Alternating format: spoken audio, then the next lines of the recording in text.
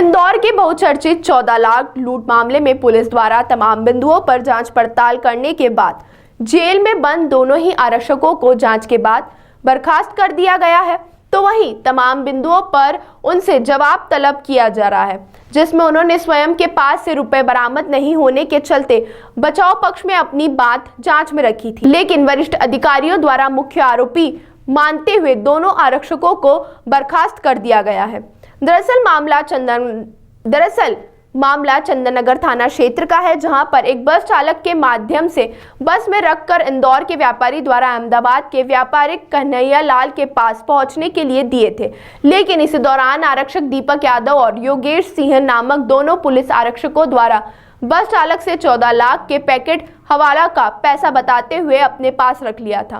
और बताया जा रहा है कि इन दोनों आरक्षकों को जफर नामक एक व्यक्ति ने जानकारी दी थी कि बस में रुपए जा रहे हैं, जिसके आधार पर ही दोनों आरक्षक बस के ड्राइवर से रुपए लिए थे।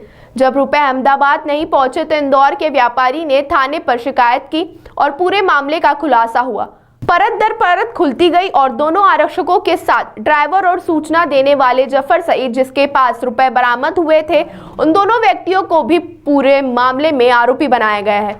अभी तक पुलिस 14 लाख रुपए में से मात्र 7,50,000 रुपए के लगभग जब्त कर पाई है, जिसमें 4 अभी भी बाकी हैं और पूरे प्रकरण में कुल 7 लोगों को गिरफ्तार किया गया है। लेकिन दोनों ही आरक्षकों की बर्खास्ती को लेकर जांच में बताया जा रहा है कि आरक्षण को अपने बचाव में कहा गया था कि जो रुपया लूट के मामले में जब्त हुआ है वह उनके पास में जब्त नहीं हुआ है, लेकिन electronic evidence, mobile call, Shahid अन्य सबूत के आधार पर पुलिस ने बर्खास्त की कार्रवाई की है।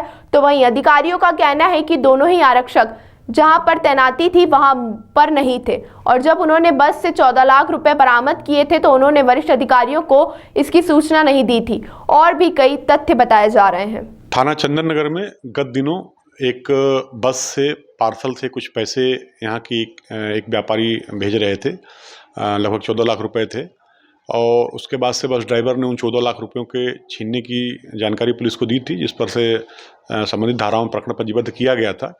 और प्रकरण की विवेचना के दौरान ये उसमें 7 लोग लगभग गिरफ्तार हुए थे। 2 पुलिसकर्मी योगेश और दीपक की भी उसमें भूमिका आई थी, मुख्य भूमिका थी इनकी, और जिसके आधार पर इनको भी गिरफ्तार करके न्यायिक निरोध में जेल में भेजा गया था।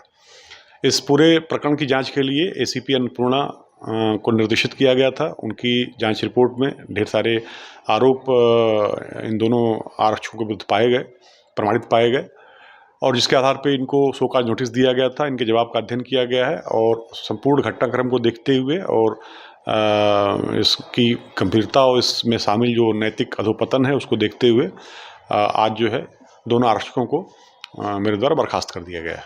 सर, जो इनको शोकॉज नोटिस दिया गया था, इनमें जवाब मांगा है, तो इनकी तरफ से कुछ अलग प्रकार का जवाब दिया गया? इन्होंने जवाब दिया था और जवाब में बोला था कि चूंकि इनसे कोई धनराशि जब्त नहीं हुई है, इसलिए जो है ये लोग शामिल नहीं हैं, और अपने उन्होंने कहा था इनको झूठा फंसाया गया है। लेकिन पूरे प्रकरण की जो जांच एसीपी के द्वारा की गई थी उसमें इनकी संलिप्तता पाई गई है और प्रकरण में भी इनके खिलाफ एविडेंस पर्याप्त मात्रा में पाए गए हैं। सर, जैसे इनका धनराशि प्राप्त नहीं हुई है जांच में और उस समय भी, तो क्या ये आगे इस बात को चैलेंज कर सकते हैं? नहीं, वो तो न्यायालय में प्रकरण जाएगा, उसका समीक्षा और उस पर जो है निर्णय जो है माननीय न्यायालय लेगा कि उसमें क्या है क्या नहीं है। लेकिन इसके अलावा भी और भी कई चीज़ें हैं, मतलब जो आरोप इनमें लगाए गए हैं। इसके अलावा उन्होंने वरिष्ठ अधिकारियों को सूचना नहीं दिया था, इनकी जानकारी मिलने के बावजूद ड्यूटी कहीं थी, कहीं कुछ और कर रहे थे। ऐसी कई चीज़ें हैं, एक लंबा ढेर सारे उसमें आरोप पाए गए इनके ऊपर प्रमाणित, जिसके आधार पर बर्खास्त किया गया है। ताज़ा खबरों के लिए सब्सक्राइब करें JSR टाइम्स और साथ ही नोटिफिकेशन पाने के लिए बेल आइकन को दबाएं।